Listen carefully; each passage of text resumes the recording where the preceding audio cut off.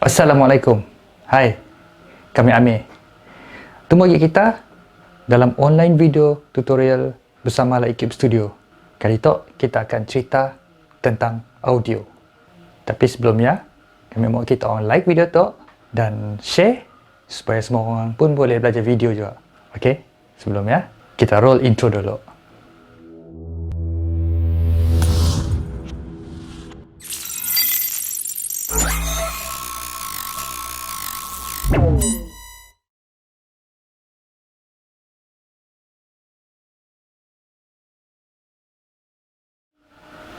Okey, bunyi, sound ataupun audio.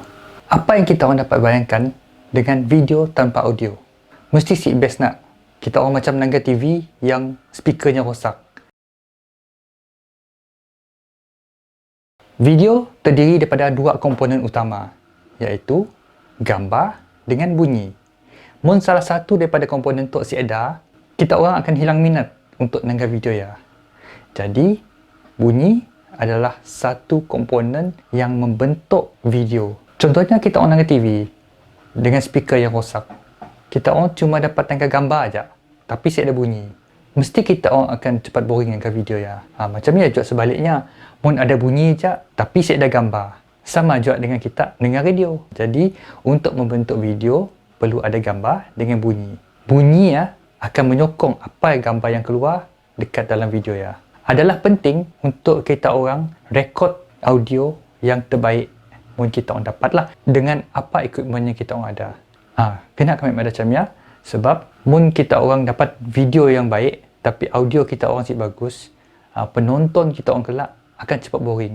Macam yang kami ada tadi, kita tangga TV dengan speaker yang rosak. Macam ialah audiens kita kelak akan tangga video kita. Ada banyak teknik untuk dapatkan audio yang terbaik. Untuk capture audio, benda yang paling utama diperlukan adalah mikrofon. Mikrofon tu pun ada banyak jenis. Mikrofon yang biasa digunakan atas kamera adalah macam tu. Ataupun macam tu lah. Mungkin kita orang dah mountingnya di atas kamera. Biasanya akan facing ke arah sini lens kita tuju. Mikrofon tu akan pick up sound yang ada di depan lens. Jadi mau ada orang bercakap di depan lens, hanya akan pick up suara orang ya. Mikrofon jenis tu dinamakan shotgun mic. Nya pun sudut tangkapan adalah di depan tu lah. And then suara ambience yang ada di tepi-tepi tu nya akan kurang peka. Mikrofon tu akan lebih peka dengan apa yang ada di depan lens. Tu adalah shotgun mic. Mungkin kita orang mula video, sebaik-baiknya ada mikrofon macam tu. Kami galakkan kita pakai onboard mic ataupun mic yang ada di badan kamera tu sebab bunyinya si berapa bagus. Kita orang boleh beli mic macam tu, harganya kadang-kadang si mahal, ada yang 100 lebih, yang bagus pun ada sampai 1000 lebih. Si kisah dengan harga, yang penting kita orang capture the best audio yang kita orang dapat masa kita orang shoot. Kadang-kadang kita mau rakam audio secara bersaingan dengan video. Jadi, equipment yang kami boleh recommend untuk kita orang boleh ya adalah something macam tu. Tu adalah external recorder ataupun field recorder lah. Maksudnya kita boleh hembak ke sini-sini, kita boleh record guna benda macam tu. Mungkin kita tangga dekat situ, depan tu ada mikrofon. Jadi kita boleh gunakan mikrofon tu untuk record audio yang ada masa kita mula rakaman video. Selain daripada ya, mau kita tengok dekat bawah tu. Dekat bawah tu hanya ada XLR input. Maksudnya kita boleh gunakan recorder tu untuk cucuk ke soundboard ataupun PA system supaya kita orang dapat record audio yang datang daripada PA system yang pun. Recorder macam tu kita orang boleh dapatkan dalam lingkungan harga 800 ke atas lah. Mungkin ada yang murah. Kita orang boleh dapatkan recorder macam tu. Kami pakai recorder tu untuk cover sound bila ada event yang menggunakan PA system. Macam wedding, kami akan guna tu lah. Atau event-event lain. Sebab kami boleh dapatkan sound direct daripada mikrofon.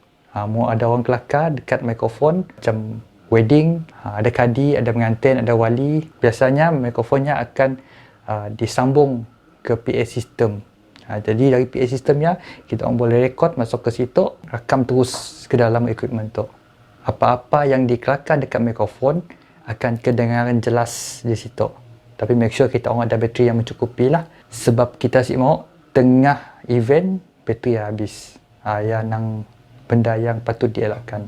Itu adalah recorder yang kami gunakan. Okey, macam ni mungkin kita orang set recorder besar. Macam yang kami guna tadi. Kita orang boleh gunakan recorder yang kecil je. Ada jenis recorder yang kecil yang kita boleh simpan dalam poket.